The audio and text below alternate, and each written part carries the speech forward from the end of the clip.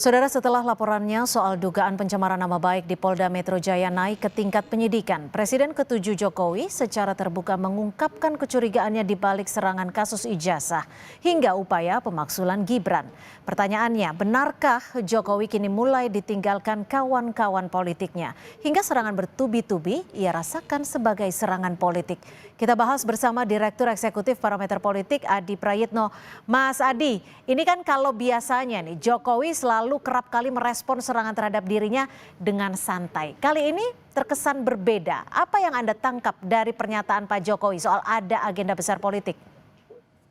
Ya, sepertinya Jokowi itu merasa ada eskalasi serangan politik yang cukup agresif, terutama setelah Jokowi tak lagi jadi presiden. Itu yang sepertinya dikalkulasi secara utuh, bahwa serangan-serangan itu kan bersifat simultan, kemudian agresif dan cukup sistematis.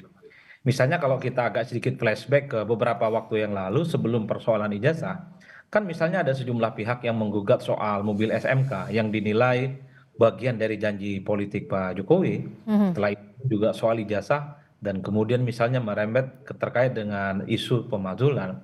Sepertinya Jokowi itu merasa dan punya feeling bahwa hal-hal yang mengarah kepada dirinya, termasuk keluarga besarnya, itu bukan sebatas kebetulan, hanya sebatas ada orang yang mungkin kecewa terkait dengan kebijakan-kebijakan politiknya di masa lampau, tapi sepertinya Jokowi itu menduga bahwa apa yang terjadi hari ini soal menyangkut bagaimana masa depan politik Jokowi di masa-masa yang akan datang.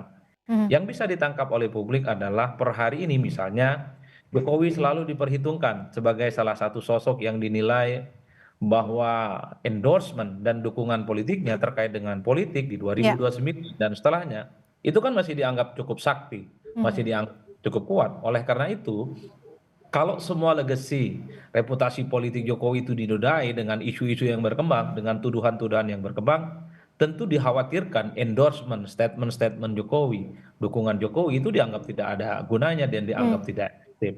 Ini yang sepertinya ingin diamputasi oleh Jokowi bahwa dengan cara menyampaikan serangan-serangan yang muncul ini tidak lebih dan tak bukan adalah untuk merusak reputasi Pak Jokowi, Oke. mendowngrade Jokowi, supaya Iya. Jokowi itu dianggap sebagai sosok bukan seperti yang dibayangkan oleh publik Hmm. selama ini. Hmm. Seperti begitu perasaan Jokowi.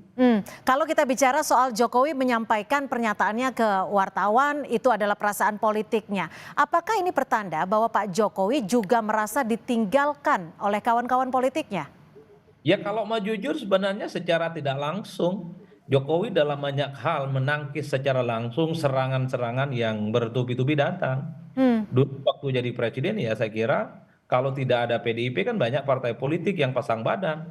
Misalnya kawan-kawan PKB, kawan-kawan yang ada di PAN, kawan-kawan yang ada di Golkar. Ya. Selalu pasang badan misalnya ketika Jokowi itu dibully dan dikritik oleh publik secara umum.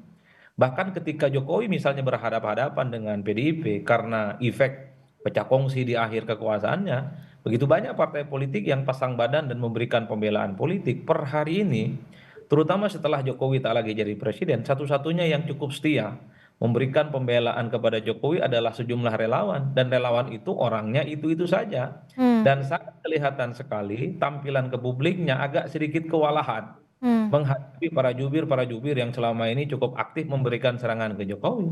Maka Hmm. tidak mengherankan kalau Jokowi pada akhirnya Hmm. juga harus secara langsung menghadapi serangan-serangan itu. Hmm. Maka tidak mengherankan kalau kita iris satu persatu.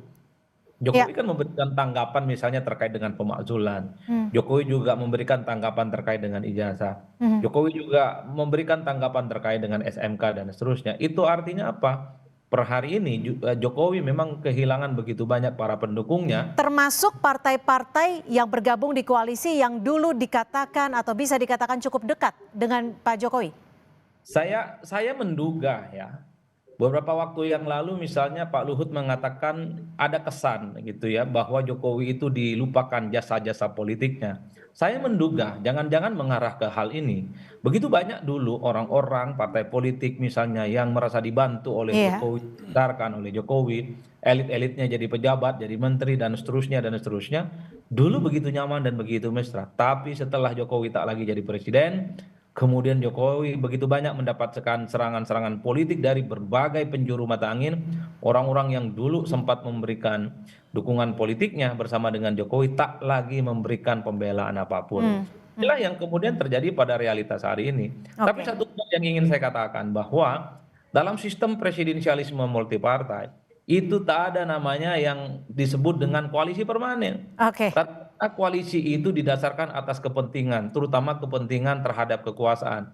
Ya, Setelah kekuasaan berakhir, kepentingan itu berakhir pula. Dan ya. ini yang terjadi bagi partai-partai yang dulu bersama dengan Jokowi. Setelah Oke. Jokowi berakhir, Ya. partai-partai itu mencari tuan Dan baru. itulah realita yang terjadi saat ini menurut perspektif Anda ya. Baik, terima kasih Mas Adi Praitno, Direktur Eksekutif Parameter Politik atas perspektifnya sore hari ini. Selamat sore Mas Adi. Selamat sore.